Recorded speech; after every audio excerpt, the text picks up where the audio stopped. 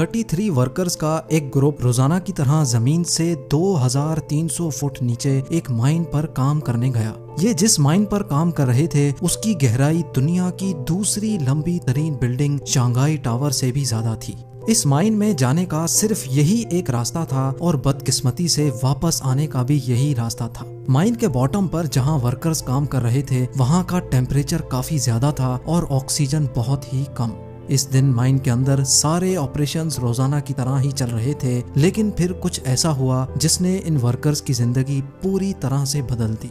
GeM TV की videos में एक बार फिर से खुशामदीद। नाज़रीन, ये दिन था 5 अगस्त 2010 का, जब चिली के एटाकामा डेजर्ट के बीचों बीच एक माइन पर कॉपर और गोल्ड की माइनिंग का काम चल रहा था। ये माइन सेंट जोस के नाम से जानी जाती थी, जिसको एक प्राइवेट कंपनी ऑपरेट कर रही थी। माइन का बॉटम जमीन से 2300 फुट नीचे था, जहां तक जाने का रास्ता एक स्पाइरल ट्रैक था, जिसमें जीप्स की मदद से वर्कर्स और माइनर्स को रोजाना इसके बॉटम तक पहुंचाया जाता था। 120 साल पुरानी इस माइन में हर साल 30 से 40 वर्कर्स अपनी कीमती जानें खो बैठते थे और 5 अगस्त 2010 वाले दिन भी इसमें 33 लोग मौजूद थे।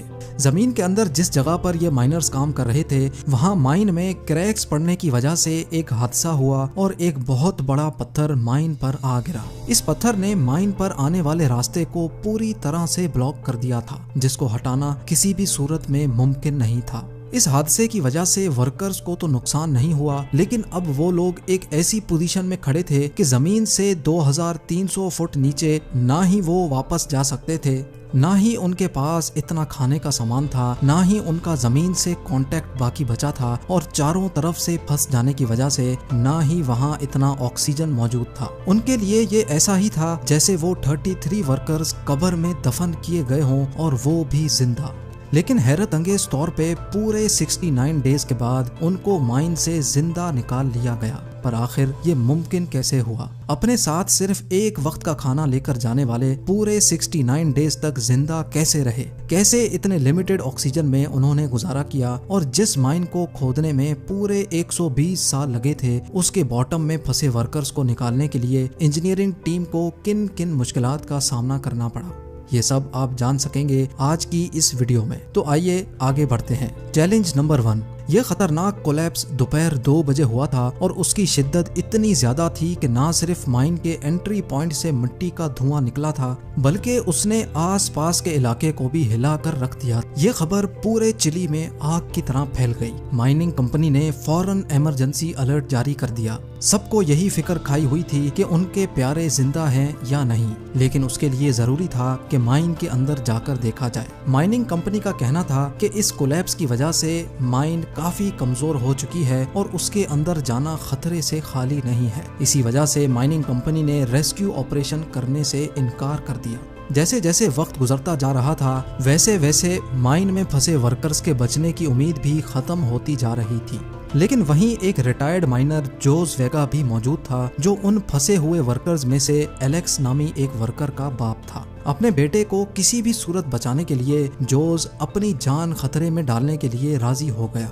Challenge number 2। जब रिटायर्ड माइनर जोस अपनी गाड़ी में माइन के अंदर एंटर हुआ तो वहाँ का मंजर बिल्कुल ही अलग था। जोस का कहना था कि जगह जगह माइन में गहरे क्रैक्स पड़े हुए थे और अभी तक छोटे मोटे पत्थर गिरने का सिलसिला जारी था। जोस जानता था कि माइन बहुत कमजोर है और किसी भी वक्त उसको नुकसान पहुंचा सकती है, लेकिन फिर भी वो अंदर जाता रहा।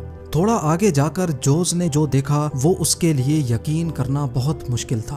उसका रास्ता एक मेगा स्टोन ने रोक लिया था। ये वही पत्थर था जिसने पूरी माइन को कोलैप्स किया था और ये कोई आम पत्थर नहीं, बल्कि ये डायोराइट का बहुत बड़ा पहाड़ था। डायोराइट एक ऐसा स्टोन है जो ग्रेनाइट से भी 2 गुना ज्यादा हार्ड होता है। एक अंदाजे के मुताबिक ये पत्थर 7 लाख टन जितना वजनी था, यानी इसका मास दुनिया की सबसे ऊंची बिल्डिंग बुर्ज खलीफा के मास से भी ज्यादा था। अब ये तो तय था कि किसी भी सूरत में ना ही इस पत्थर को काटा जा सकता है और ना ही इसको हटाया जा सकता है। लेकिन क्योंकि जोस ने कई साल इसी माइन में काम किया था, इसी वजह से उसको मालूम था कि इस माइन में वेंटिलेशन टनल भी मौजूद है जो सीधा माइन के बॉटम तक जाता है। लिहाजा जोस ने सर्च पार्टी इकट्ठी की और वेंटिलेशन शाफ्ट से माइन के अंदर जाने की तैयारी शुरू कर दी। अभी वो लोग ये तैयारी कर ही रहे थे कि अचानक एक जोरदार धमाका हुआ। ये था सेकंड कोलैप्स और इस कोलैप्स ने वेंटिलेशन शाफ्ट को भी क्रश कर दिया था। Challenge number 3। Ventilation shaft crush होने के बाद जोज अपने बेटे को बचाने की आखिरी उम्मीद भी खो बैठा था। इंसानों की टीम का माइन के अंदर जाने का अब कोई ऑप्शन नहीं बचा था। पूरे 24 घंटे गुजर चुके थे और अब ये मामला इतना वायरल हो चुका था कि चिली गवर्नमेंट को मैदान में उतरना पड़ा, जिसके लिए चिली के माइनिंग मिनिस्टर लॉरेंस गोल्बॉन ने माइन का विजिट करने के बाद हाई स्पीड ड्रिलिंग रिग्स मंगवाई। ये मशीन्स वर्कर्स को बचाने की आखिरी उम्मीद थी, लेकिन इनके जरिए नीचे फंसे वर्कर्स को कैसे ट्रेस किया जाएगा, ये सवाल अभी भी सबको तंग कर रहा था।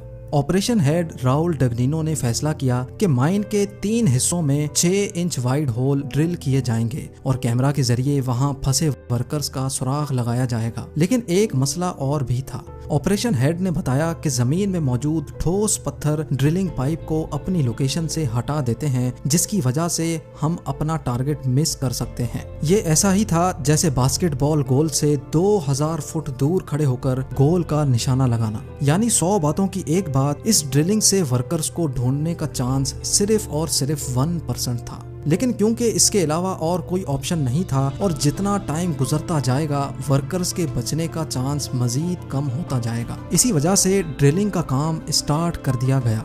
Challenge number 4। अब टोटल 7 दिन गुजर चुके थे और ड्रिलिंग का काम अभी तक चल रहा था। एक्सपर्ट्स को माइन के अंदर 3 जगह पर वर्कर्स के फंसे रहने का शक था। पहली जगह 1000 फीट नीचे थी, जहां पर किसी किस्म की कोई भी मूवमेंट नहीं दिखाई दी। दूसरी जगह 1660 फीट नीचे थी, लेकिन वहां पर भी सिर्फ अंधेरे के अलावा कुछ नहीं था। माइनिंग लोकेशन पर मौजूद लोगों की बेकरारियां बढ़ती चली जा रही थीं और आहिस्ता आहिस्ता वर्कर्स के बचने का चांस भी कम होता जा रहा था। ड्रिलिंग का काम दिन रात बगैर किसी ब्रेक के चल रहा था और अब बारी थी तीसरी और लास्ट लोकेशन पर ड्रिल करने की। ये जगह जमीन से 2300 फुट नीचे थी, जहां पर एक छोटा रूम मौजूद था जिसको रेफ्यूज भी कहा जाता था। किसी भी हंगामी हालात में वर्कर्स रेफ्यूज में इकट्ठे हो जाते हैं, जहां पर 3 दिन का खाना मौजूद होता है। लेकिन यहाँ एक और मसले ने जन्म लिया और वो मसला ये था कि रेफ्यूज तक ड्रिलिंग पाइप को लेकर जाने में मजीद 1 हफ्ते का वक्त लग सकता था। यानी पहले ही 1 हफ्ता गुजर चुका था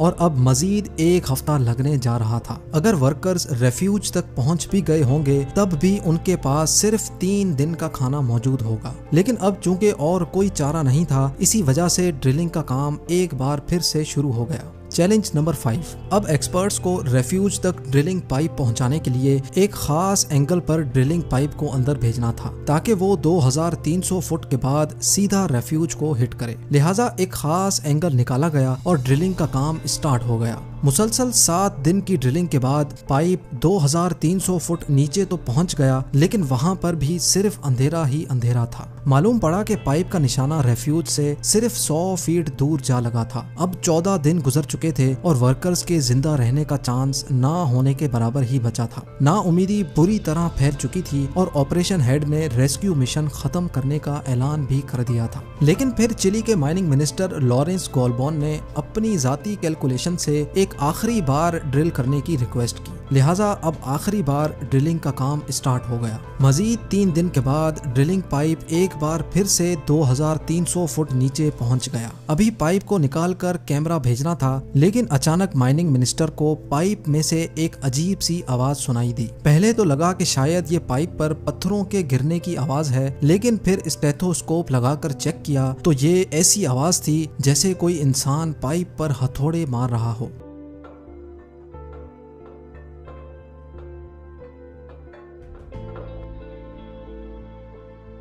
फौरन पाइप को बाहर निकालने का प्रोसेस शुरू हो गया। 6 घंटे के बाद जब पाइप वापस आया तो उस पर एक ऐसी चीज लगी थी जिसको देखकर यकीन करना मुमकिन नहीं था। जी हाँ, पाइप पर रेड कलर का पेंट हुआ था और उस पर एक कागज का टुकड़ा चिपका हुआ था जिस पर लिखा हुआ था कि हम रेफ्यूज में फंसे हुए हैं और हम सारे वर्कर्स अभी तक जिंदा हैं। ये जानने के बाद वहाँ मौजूद लोग खुशी से रो पड़े। लेकिन जब 6 इंच के होल से कैमरा अंदर भेजा गया तो उसमें क्या मंजर देखा गया। सिर्फ 3 दिनों के खाने के साथ ये लोग 17 दिनों तक कैसे जिंदा रहे, मजीद 52 डेज तक इनको कैसे जिंदा रखा गया और 6 इंच के सुराख से इनको रेस्क्यू करना मुमकिन नहीं था, तो आखिर इनको पूरे 69 दिनों के बाद कैसे बाहर निकाला गया, ये सब आप जान सकेंगे वीडियो के पार्ट 2 में। उम्मीद है ज़ेम टीवी की ये वीडियो भी आप लोग भरपूर लाइक और शेयर करेंगे। आप लोगों के प्यार भरे कमेंट्स का बेहद शुक्रिया। मिलते हैं वीडियो के अगले शानदार पार्ट में।